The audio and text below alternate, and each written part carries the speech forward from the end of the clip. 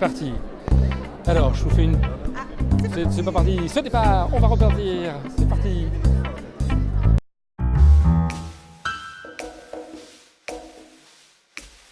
Donc bonjour, je vais vous présenter un petit peu le stand.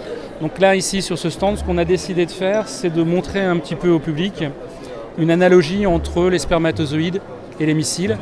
L'idée, c'est de leur expliquer un petit peu les fonctions des missiles et des spermatozoïdes et de leur montrer comment on peut partir de cette analogie qui est un petit peu rigolote pour expliquer la propulsion, expliquer la charge qui est portée par les spermatozoïdes et comment cette charge peut éventuellement être modifiée dans le futur pour par exemple porter des médicaments. On a aussi des mécanismes comme le guidage qui sont peu connus, comment les spermatozoïdes font pour reconnaître les ovocytes et venir les féconder.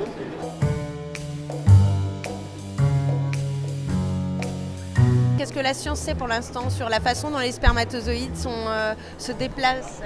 Alors, ce qu'on sait sur le système de guidage, c'est qu'il y a au moins 2 systèmes de guidage. Il existe au niveau du spermatozoïde des récepteurs sur une zone qu'on appelle la pièce intermédiaire. Il y a des récepteurs de type olfactif et puis des récepteurs à la chaleur. Et donc, chez les mammifères. Et donc, le spermatozoïde va être guidé par une toute petite différence de chaleur qui existe au niveau de l'ampoule, qui est le lieu de fécondation. Et puis, l'ovocyte, lui, va émettre des substances chimiques et ces substances chimiques vont attirer le spermatozoïde. Dans le cas de fécondation externe, dans l'eau de mer par exemple, si on pense aux oursins, le mâle et la femelle ne sont pas côte à côte et il faut effectivement ce petit signal pour que le spermatozoïde puisse reconnaître l'ovocyte, sinon il ne le retrouvera jamais dans l'eau de mer.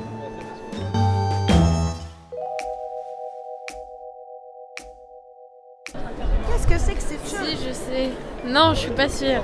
Mais j'avais entendu que ça, c'était c'était une sorte de bactérie et que ça permettait de faire avancer la bactérie dans le corps ou quelque chose comme ça. Oui, c'est ça. Voilà. Alors, là, l'idée, c'était de montrer qu'il existe plusieurs types de locomotion. Quand on parle de flagelle, il y a 2 structures qu'on peut avoir en tête. Quand on a fait les maquettes de spermatozoïdes avec les mécanos, le plus simple c'était de partir sur une idée de rotor. Mais quand on regarde, le rotor ça ne fonctionne que chez les bactéries. Donc c'est cette structure-là, avec des petites protéines qu'on appelle les stators, qui vont maintenir le système et qui vont lui permettre de tourner à grande vitesse.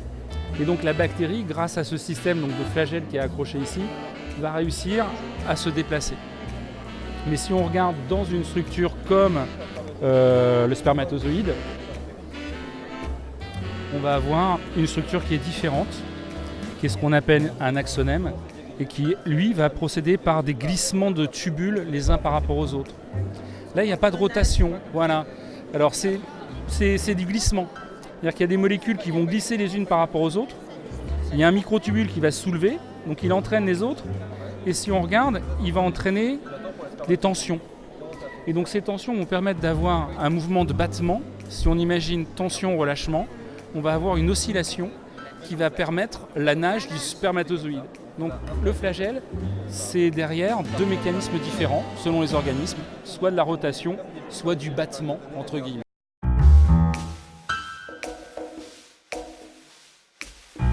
Et alors c'est quoi ce spermbot Le spermbot, c'est une idée qui est un peu particulière.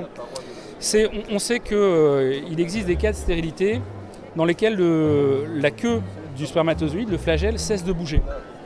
Et donc l'idée, développée par certaines personnes, certains scientifiques, c'est de créer une espèce de petit ressort métallique qui va venir autour de la queue du flagelle. C'est quelques nanomètres.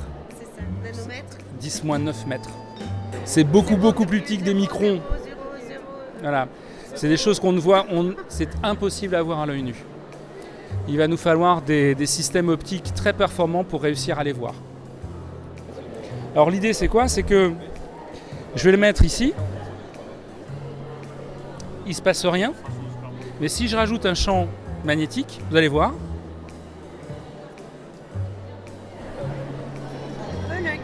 On peut le guider. Et donc là, le spermatozoïde, hop, même si je le perds, c'est pas grave, je vais réussir à le rattraper. et je vais réussir à l'emmener vers sa belle au bois dormant, où il pourra réaliser sa fécondation. Alors ça, c'est quelque chose qui ne se fait pas dans un être vivant, ça se fait en boîte de pétri. C'est des petites boîtes en plastique qu'on utilise pour faire nos expériences. C'est une petite boîte qui va contenir une dizaine de millilitres dans lesquels on va faire nager les spermatozoïdes ou des cellules. Et ça permet d'avoir des fécondations pour les spermatozoïdes qui ne sont plus mobiles. Alors, moi où je suis un petit peu sceptique sur l'utilisation dans un corps humain ou dans un corps vivant, c'est qu'il existe d'autres techniques de procréation médicalement assistée qui fonctionnent très bien actuellement. Donc je pense que là, on est sur une preuve de concept. Et après, l'idée, je pense que c'est d'utiliser et de faire évoluer ces nanorobots pour, par exemple, de la contractilité cellulaire ou d'autres types de motilité de cellules. Alors, contractilité cellulaire, c'est-à-dire les cellules qui peuvent se contracter, comme dans les muscles, ou des cellules qui se contractent pour bouger, avec ce qu'on appelle les lamellipodes, c'est-à-dire des espèces de petits bras qui vont poser sur un substrat pour avancer. Et donc tout ça, c'est un mouvement qui est le mouvement des nanorobots. Et une chose qu'on peut aussi imaginer, qui est un peu plus concrète encore que l'idée des spermbots, c'est l'idée de prendre un spermatozoïde, de dire voilà, il y a une charge qui est le noyau, et si je pouvais mettre un médicament à la place de la tête et emmener les médicaments en utilisant un véhicule qui est tout à fait sain pour le corps humain. Et donc ça, c'est une autre idée, c'est pour demain, on va dire, ou après-demain.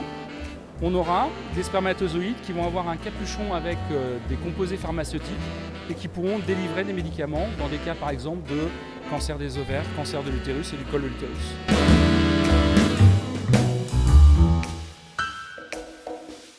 Faire des applications comme ça, il faut des matériaux vraiment... Alors, il faut des matériaux particuliers, il faut une technologie particulière aussi parce qu'on va être sur de la manipulation de l'ordre du nanomètre ou même en dessous du nanomètre. Et donc là, c'est vraiment une technicité qui n'est pas de la biologie.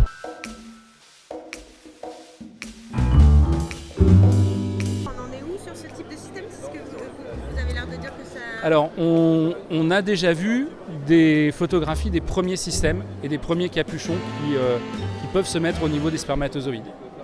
Donc je pense qu'on en est techniquement à la possibilité de pouvoir mettre le capuchon. Après, c'est de savoir quel type de composé pharmaceutique on va mettre sur ce capuchon, comment il va se distribuer, est-ce qu'il va être stable, comment on va imaginer aussi de pouvoir le délivrer dans des zones particulières. On peut imaginer des choses avec des variations de pH ou des pulses électromagnétiques, enfin voilà. On peut imaginer pas mal de choses. On en est, je pense, pour l'instant aux preuves de concept.